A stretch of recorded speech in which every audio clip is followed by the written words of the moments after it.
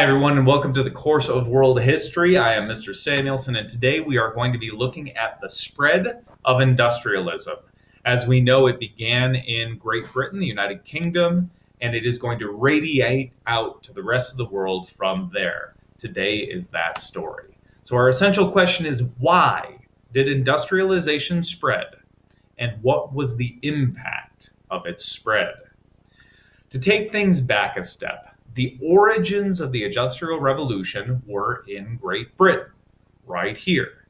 And we see that it is Great Britain that develops the first factories and the first widespread industrialism. The first industry developed was textiles, that is, first thread and then later the development of cloth and clothing.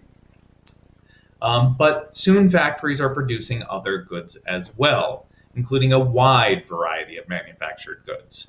Now, Britain tries to keep this somewhat of a secret. They don't want factories spreading to the rest of the world because they know what an economic and military advantage they have as an industrialized nation.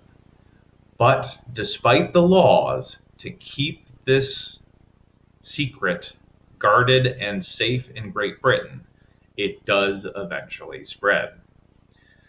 One of the places that it spreads is Europe. In mainland Europe, the first nations to develop industries of their own were France, Belgium, and Prussia, Germany. It was Prussia to begin with. It becomes Germany and really accelerates from there. Now, from these nations, we would see further spread into Central and Eastern Europe and eventually into Spain and the Ottoman Empire as well. Now, if you remember our lessons on the Meiji Restoration in Japan and how they embraced modernization and industrialization, they were a part of this spread as well, although that comes a little bit later in the story. They were industrializing around the same time that, Russia and Austria-Hungary were.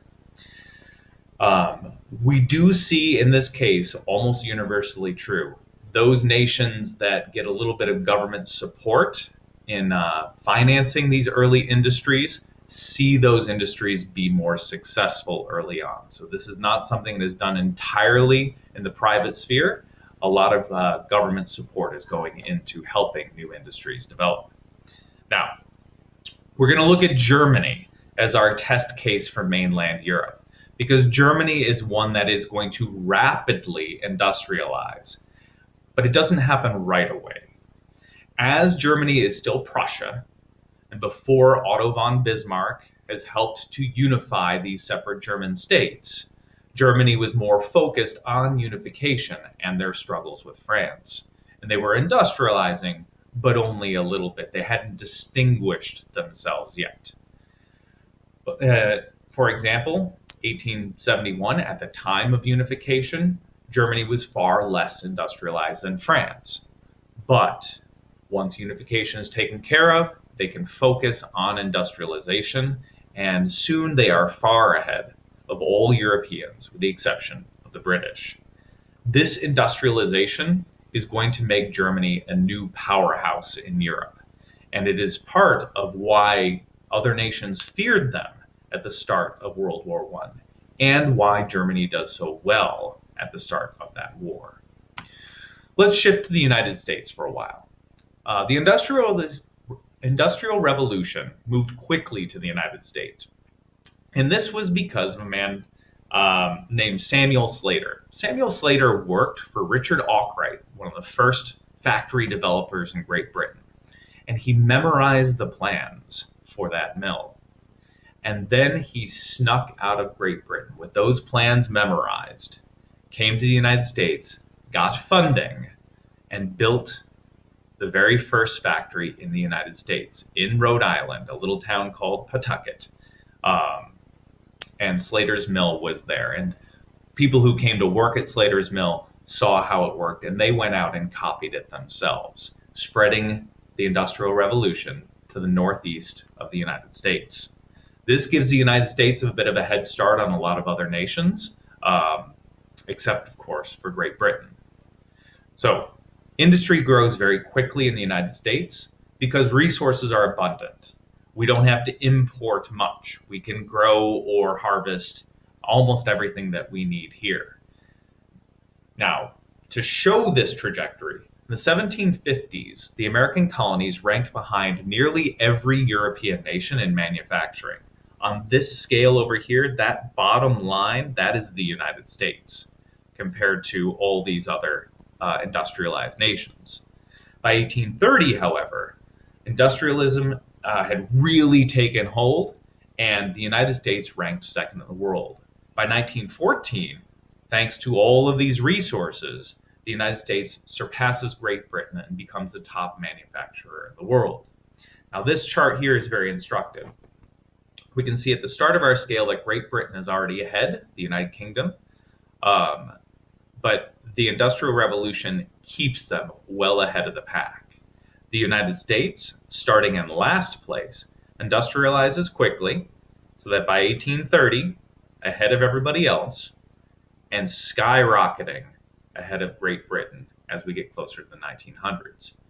Germany is right in here in the pack. Nothing distinguishes them. They're not special. And we see France industrializing first, but Germany finally gets serious about it right around the time of unification, right here. And then they take off.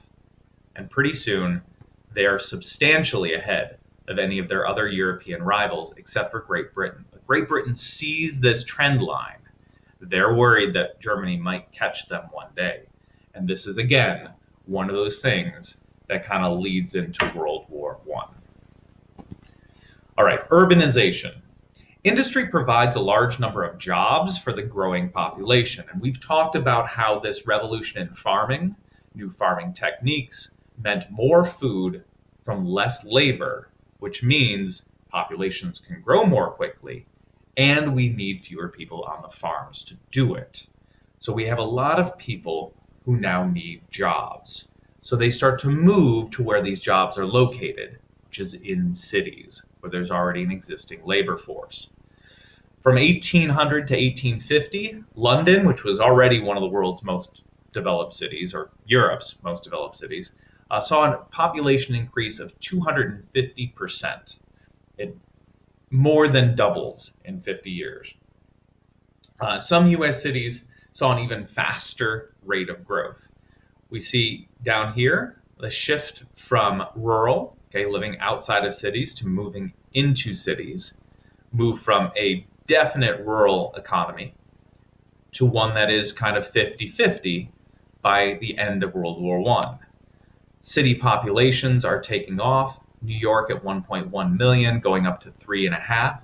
Chicago from 100,000 to 1.5 million. These cities are really expanding as industry settles there. Now, this has some effects. This industrial revolution creates this new economic system, which is going to be led by a group known as the industrial middle class. And this kind of goes back to this old feudal style of the upper class being the landed aristocracy, the people who own the big farms, the people who own the large plantations, being the leaders of the nation. The middle class are those who work for their money, rather than just owning land and having others work. Now, this class includes people who build and operate factories. Over a short time period, however, this middle class largely replaces the upper class, the landed gentry, as the wealthiest people in the country. This cartoon kind of illustrates that well, where we have this industrialist, J.P. Morgan, who's just owning all this stuff, walking through and hardly even noticing the landed aristocracy, the kings, are so much smaller and so much more insignificant than him. He has grown so large, so rich, so powerful that he doesn't even need to give a thought to kings anymore. According to one industrialist of the time, getting of money is the main business of men, saying that what we exist to do is to acquire wealth.